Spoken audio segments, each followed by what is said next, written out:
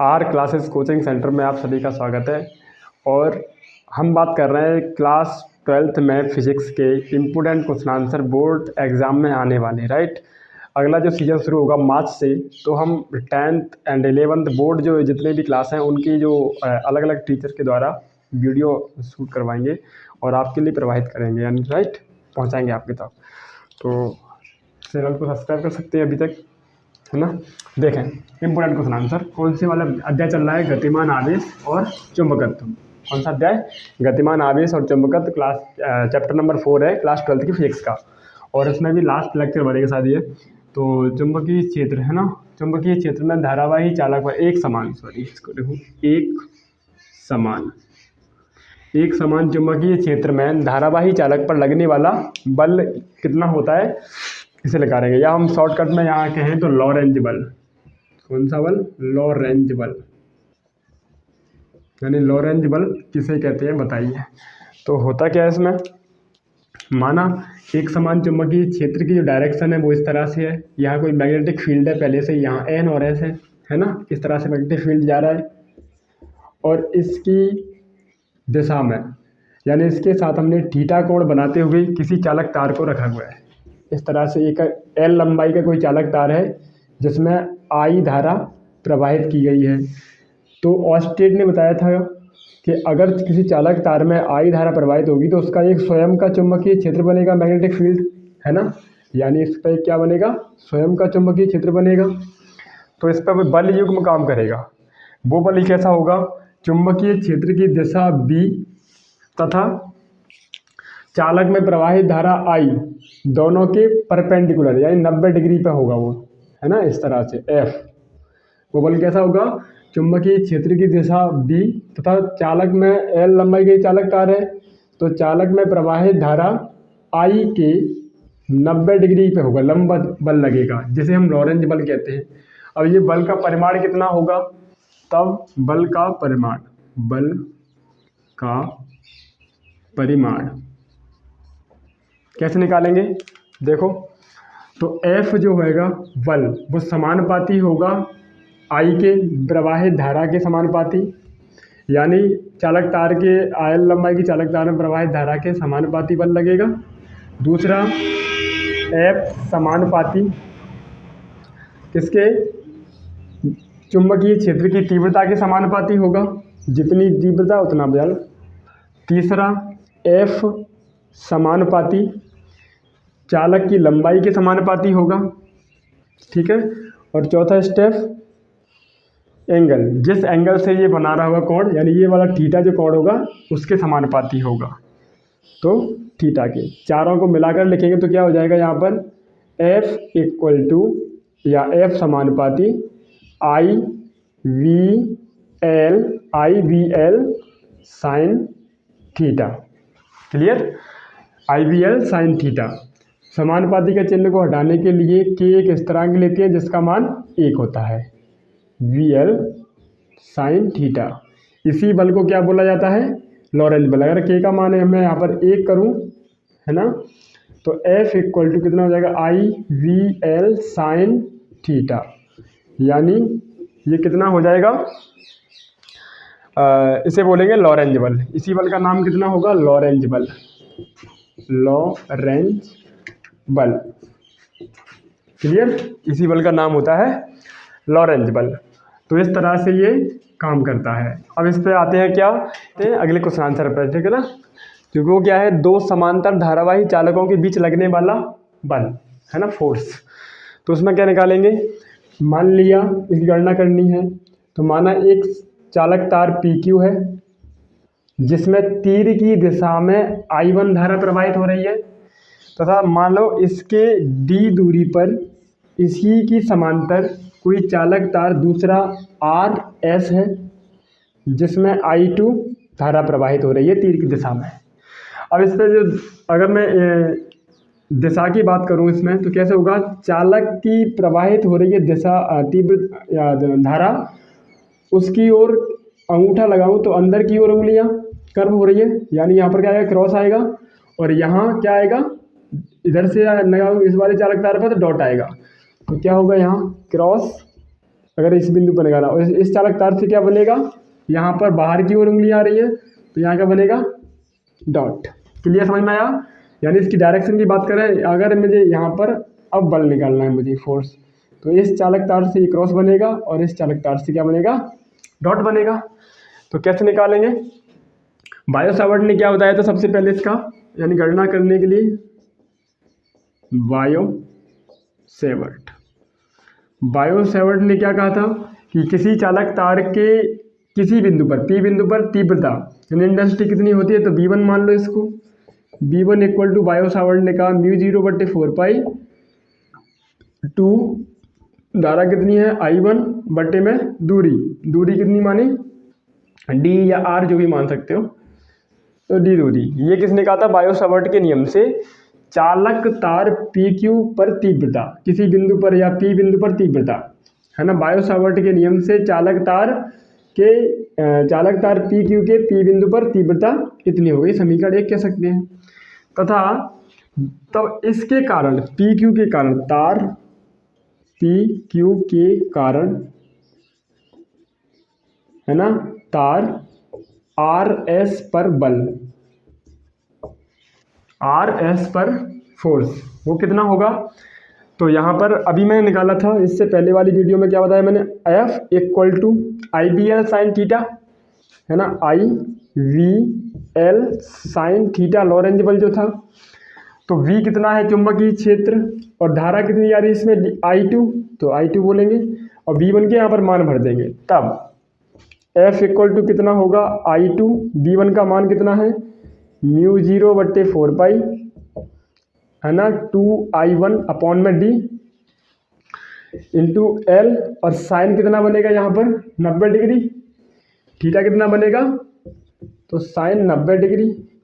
अगला स्टेप करें तो V यानी F इक्वल टू, स्टेप बना के लिखो इसे, तो μ0/4 2I1 I2 बटे में D इंटू L, और साइन 90 का मान कितना होता है 1। यदि मैं एक लंबाई को क्या मान लूँ, इकाई मान लूँ यहाँ पर, तो कितना बल लगेगा, F equal to μ0/4 2I1 I2 बटे में D। अब यहाँ ये बात आती है, इसका बल का मात्रा कितना होता है, न्यूटन है ना। तो ये बल आकर्षण प्रकृति का होगा या प्रतिकर्षण, तो ध्यान से देखना, ये इधर से चुंबकीय क्षेत्र की जो रेखाएं हैं वो अंदर जा रही हैं, इधर से बाहर आ रही है, तो ये दूसरे क्या करेंगे, देखो वो अंदर जा रही है, एक बाहर आ रही है, यानी दूसरे को बाहर फेंकेंगे, तो इसमें कौन सा बल लगेगा, यानी F कितना होगा यहाँ पर, तो प्रतिकर्षित करेगा, यानी F जो बल लगेगा वो क्या होगा, प्रतिकर्षण बल होगा, प्रतिकर्षण प्रकृति का होगा। अगर ये धारा की दिशा क्या हो जाती है, विपरीत हो जाती है, धारा की दिशा क्या है, समान है, यदि धारा की दिशा समान है, धारा की दिशा समान है, और आकर्षण कब लगेगा, यदि धारा की दिशा विपरीत है, यदि धारा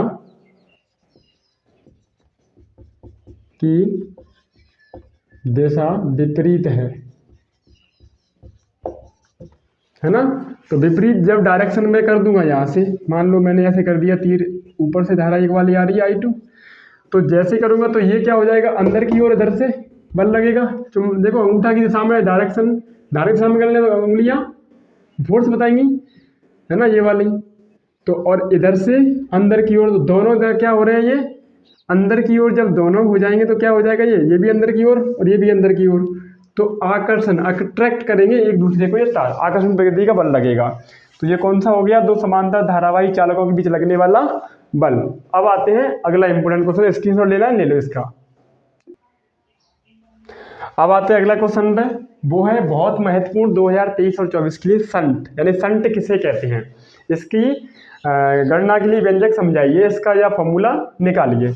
तो सबसे पहले संट को समझाते हैं, संट क्या होता है।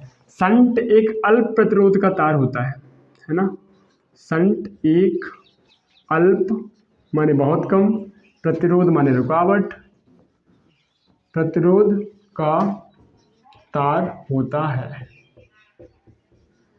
संट एक अल्प प्रतिरोध का तार होता है जिसे धारामापी के समांतर क्रम में जोड़ दिया जाता है, जिसे धारामापी के साथ लगाया जाता है, ऐसे कह सकते हैं, जैसे धारामापी के साथ लगाया जाता है। ठीक है ना। अब वो अलग है कि वोल्टीमीटर बनाना, मीटर बनाना, तब श्रेणी क्रम और समांतर क्रम में जोड़ेंगे कैसे। पहले हमें इसका फॉर्मूला निकालना है, शंट किसे कहते हैं, राइट, शंट मतलब एस। तो मैंने लिया धारामापी, एक गैलोमीटर लगा हुआ है इससे, जो धारा को मापता है, ठीक है ना। और इस धारामापी के साथ मैंने समांतर क्रम में एक तार लगा दिया जिसका नाम है शंट। क्या नाम है? शंट। ठीक है ना। अब इसमें से मान लिया कि आई धारा प्रवाहित कर रहा हूँ मैं, तो धारामापी से प्रवाहित होने वाली धारा का नाम मैंने दे दिया आई जी किलोमीटर से, और शंट से प्रवाहित होने वाली धारा को मैंने नाम दे दिया आई एस। ठीक है ना।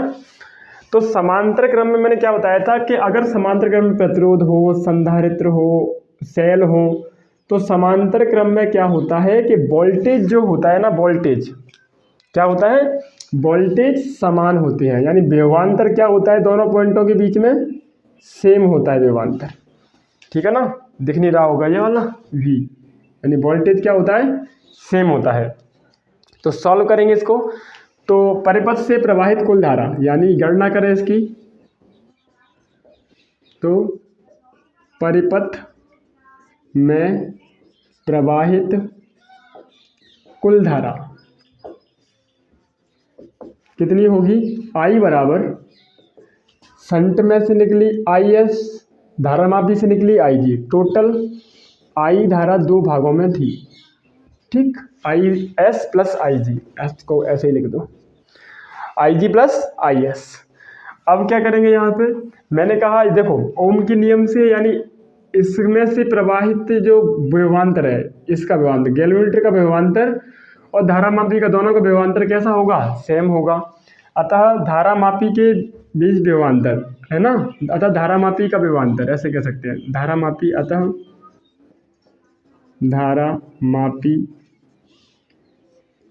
का विभवांतर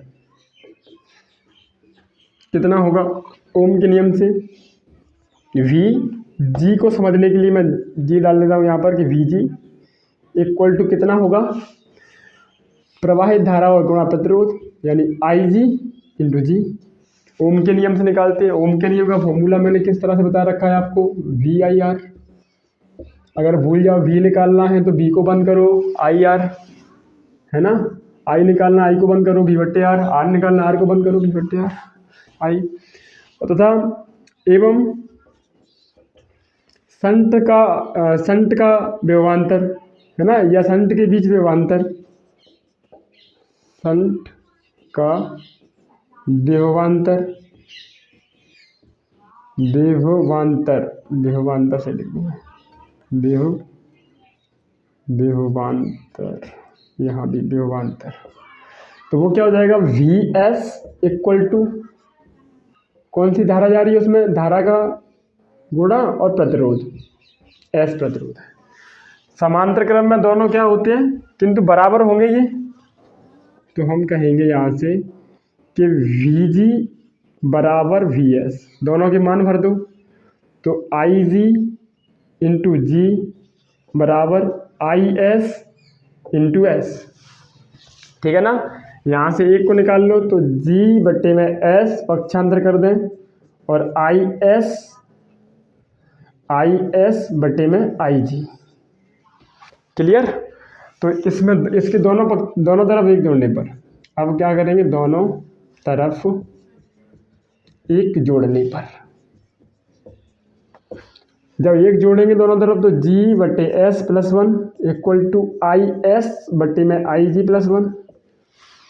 सॉल्व करो इसको, तो पक्षांतर में LCM लेंगे तो क्या होगा, S मल्टीपल G और S का यहाँ multiple equal to IS plus के IG, LCM कितना आएगा, IG, राइट।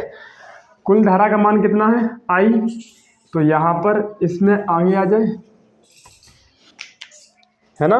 तो आई जी प्लस के एस बटे में एस इक्वल टू आई बटे में आई जी, यानी कुल धारा का मान कितना है यहाँ से आपके पास, आई जी जी प्लस आई इक्वल टू कितना है आई, हाँ लिख भी सकते हो यहाँ इसके बाद, यानी ये वाला क्या हो गया कि I G plus I S equal to कितना है आई। ठीक है चूंकि, तो यहाँ से क्या करेंगे, यदि कुल धारा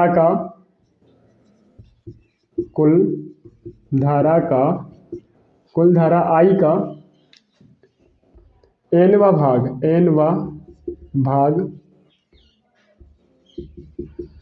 धारा मापी से प्रवाहित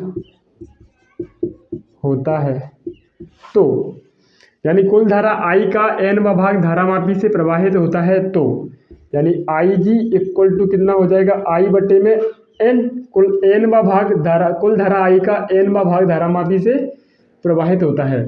तो मेरे पास वैल्यू किसकी है, एन बराबर आई बटे, इसको मैं ऐसे लिख सकता हूँ राइट, यहाँ पर मल्टीपल करने के बाद तो इस एन की वैल्यू को मैं यहाँ भर दूंगा, क्या हो जाएगा जी प्लस के एस इक्वल टू एन, कैची गुणा कर लो मल्टीपल, एस का मान निकालना है ना, s equal to N s, पक्षांतर करें तो एस वाले एक तरफ हो जाएंगे दोनों के दोनों, G equal to N S minus K S, दोनों में से क्या कॉमन है, एस कॉमन है, तो g equal to s common लेने के बाद क्या बचेगा एन माइनस वन, तो एस बराबर कैसे निकलेगा यहाँ से, जी बटे n minus one equal to s. यहाँ कहेंगे कि धारा मापी में से एन माइनस वन का भाग प्रवाहित होना चाहिए, शंट का प्रतिरोध धारा मापी प्रतिरोध का बराबर होगा यदि धारा मापी का कुल धारा का एन माइनस वन भाग धारा मापी से प्रवाहित होता है, इसकी डेरिवेशन में राइट, जो कि नोट्स में समझाया था मैंने, इसका स्क्रीनशॉट लें। अब आते हैं इसके अगले क्वेश्चन आंसर पर। क्वेश्चन अगला है, छोटा सा है, 2 नंबर में आएगा तो धारा मापी की यानी धारा मापी का अमीटर में बदलना, धारा मापी का अमीटर में कैसे चेंज करेंगे गैल्वेनोमीटर को राइट। तो क्या लिखेंगे, धारा मापी के समांतर क्रम में शंट क्या होता है, अल्प प्रतिरोध का तार जोड़ देने से धारा मापी अमीटर बन जाता है। धारा मापी के समांतर क्रम में एस यानी अल्प प्रतिरोध का तार जोड़ देने से धारा मापी अमीटर बन जाता है। अमीटर क्या नापता है, विद्युत धारा को, एम्पियर को राइट। तो इसका इसके वो निकालेंगे, फॉर्मूला इसका कैसे निकालेंगे, एस इक्वल टू, तो माना परिपथ में आई धारा प्रवाहित हो रही है, तो शंट में से धारा प्रवाहित होगी, आई में से कितनी चलेगी धारा, आई जी माइनस हो चुकी है। और मैंने कहा था कि समांतर क्रम में अगर कोई चीज़ जोड़ी जाए तो वोल्टेज क्या होते हैं, उनके समान होते हैं सर। अब गणना के लिए क्या लिखेंगे यहाँ पर, है ना, फॉर्मूला निकालने के लिए कि v g equal to v s, और वी जी और वी एस का निकालना है तो ओम का नियम मैंने बताया, वी आई और आर। सर वी बराबर निकालना है, वी को बंद कर लो, क्या होगा आई आर, तो आई अगर वी जी का वोल्टेज निकालना है आई और आर की जगह आप क्या आ जाएगा जी, यानी इसका ये प्रतिरोध है, तो कितने हो जाएगा आई जी, है ना, इंटू जी बराबर, इसी प्रकार ऐसे ही कुल धारा और गुणा प्रतिरोध, यानी वी एस निकालना है मुझे यहाँ, तो धारा गुणा प्रतिरोध होता है, तो कुल धारा ये वाली आई जी माइनस आई माइनस आई जी और प्रतिरोध यानी एस, तो कुल धारा आई माइनस आई जी गुणा प्रतिरोध यानी आर, तो आर की जगह पे क्या लगा हुआ है, अल्प प्रतिरोध यानी एस। और मुझे किसका मान निकालना है यहाँ से, एस का, तो कैसे निकालूंगा सर, एस बराबर ये इसके बट्टे में आ जाए गुणा में, तो आई जी इंटू जी बट्टे में आई माइनस आई जी, ये क्या हो जाएगा अमीटर के लिए प्रतिरोध, उस अमीटर के लिए क्या हो जाएगा ये प्रतिरोध का फॉर्मूला। ठीक है, अब इसी की बात अगला क्वेश्चन क्या आता है कि धारा मापी को वोल्टीमीटर में कैसे चेंज करेंगे, यही देख लो, धारा मापी को वोल्ट मीटर में बदलना, तब यहाँ कैसे बनाएंगे सर, देख लेते हैं। ये है आपका धारा मापी, है ना, गैल्वेनोमीटर, ठीक है, इसी के साथ श्रेणी क्रम में उच्च यानी हाई प्रतिरोध का तार जोड़ना है। सर हाई का क्यों? भैया वोल्टेज चेक कर रहे हो, आपको रोकना पड़ेगा पूरा का पूरा वोल्टेज, तब चेक होगा इसमें है, राइट। तो इसमें किसके साथ जोड़ेंगे? आर यानी हाई फ्रिक्वेंसी का, यानी सॉरी हाई प्रतिरोध का क्या लगा देंगे? श्रेणी क्रम में एक तार लगा देंगे। अब इसमें से बहने वाली धारा मान लो कितनी है? आई, है ना। और इसमें से बहने वाली धारा कितनी हो जाएगी? आई जी। तो क्या होगा यहाँ से? ओम के नियम से विभवांतर कैसे निकालेंगे? यानी आई इक्वल टू कह सकते हैं या फिर आई जी बराबर कह सकते हैं, है ना। तो कितना हो जाएगा? आई जी इक्वल टू, पहले ओम का नियम समझ लें। ओम का नियम यानी भी का मान निकालना है तो आई आर, आर का मान निकालिए तो क्लियर हो गया होगा ना। तो इसके सिरों के मध्य विभवांतर, तो कैसे होगा? यानी आई जी धारा अगर इसमें से प्रवाहित हो रही है, कैलकुलेट धारा तो एक ही है, आई बराबर यानी इसी में से रास्ता एक ही है उसका। यहाँ तो दो रास्ते थे, एक इधर एक इधर हो गया था एक बिंदु पर। तो विभवांतर बट्टे में, है ना, आई बराबर प्रतिरोध, विभवांतर बट्टे में प्रतिरोध। अब प्रतिरोध कितना होगा? G plus R, G plus R. मुझे किसका निकालना है? आर कितने प्रतिरोध का तार निकालना है, तो आर बराबर निकालूंगा तो कैसे, है ना। तो यहाँ ऐसे कह सकते हैं हम कि sir g plus r equal to v बट्टे आई जी। मुझे तो केवल आर बराबर चाहिए, तो आर बराबर कैसे? आर बराबर वी बट्टे आई जी माइनस का गैलोमीटर का प्रतिरोध, राइट। ये हो जाएगा। ओम इसको नापते हैं, प्रतिरोध का मात्रा तो पता होगा। तो ये क्या हो गया? धारामापी को वोल्ट मीटर में बदल दिया हमने। किस में? वोल्ट मीटर में। अगर धारामापी को वोल्ट मीटर में बदलेंगे तो उच्च प्रतिरोध का तार लगाएंगे, उसके साथ श्रेणी क्रम में उच्च प्रतिरोध। और संट का मतलब अमीटर बनाना है तो उससे धारा नापनी है, तो अल्प प्रतिरोध का तार लगाएंगे। क्यों लगाएंगे सर? ये प्रतिरोध धारा को रोकता है, इसलिए अल्प लगाएंगे, उसमें धारा नापी जा रही है। यहाँ वोल्टेज यानी धक्का नापा जा रहा है तो प्रतिरोध बढ़ा दिया जाएगा यहाँ पर रास्ते में, इसलिए उच्च प्रतिरोध का तार लगाया जाएगा। हाँ, अगर ये आता है अमीटर और धारामापी में क्या अंतर है, तो इसको देखो, ये समांतर क्रम में लगाए लेकिन इसे परिपथ के श्रेणी क्रम में जोड़ा जाता है। इसे यानी इसको परिपथ के कौन से क्रम में जोड़ा जाता है? इसी पूरे डिवाइस को श्रेणी क्रम में, श्रेणी क्रम में, और इसको समांतर क्रम में जोड़ा जाता है ना। इसे परिपथ के समांतर क्रम में जोड़ा जाता है, राइट। यानी अगर इसे डिवाइस में लगाएंगे घर में तो इसे समांतर क्रम में लगाएंगे, और इसे घर में लगाएंगे तो इसे श्रेणी क्रम में लगाते हैं।